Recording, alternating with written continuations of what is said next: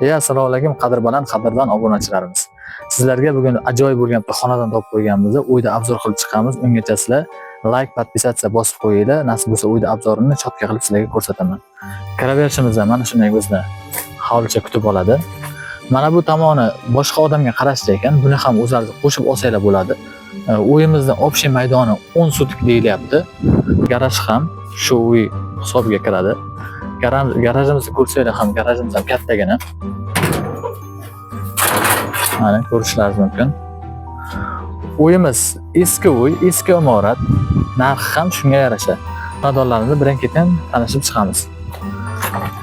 Mana shunday kiraverishimizda bizni oshxona kutib oladi. Oshxonadan kirganimizda mana bu yerda mehmonxonamiz.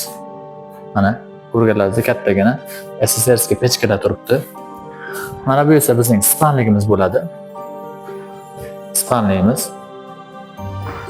Bu esa bolalar uchun yotoqxona qilib olsanglar ham bo'ladi.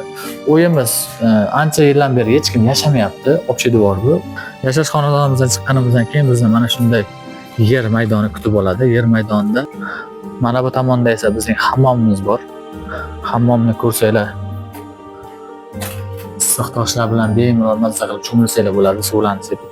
Bu hojatxonamiz. Bu mol boqish uchun sharoit qilingan ekan. Mollarni bemalol shu yerda boqsanglar bo'ladi.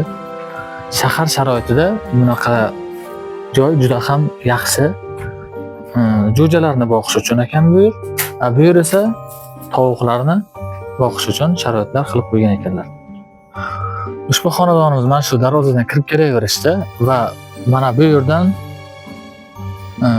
bu tomoni shu hovliga qarashli.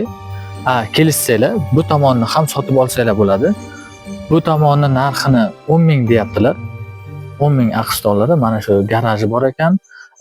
Bu tomon 10 sotikli hovlimizda esa 55 ming kelishiladigan joyi bor. Bizning kanaldan chiqsanglar, yanada arzonroq qilib kelishib olsanglar bo'ladi. Kimgadir shu uyimiz qiziq bo'ladigan bo'lsa, pastdagi raqamlarga aloqaga chiqamiz. Ushbu xonadonimizning manzili Botir Shukurdan Eski shaharga kelaversa, chap tomondagi birinchi ko'chadan kiraverishda chap qo'ldagi ikkinchi hovli.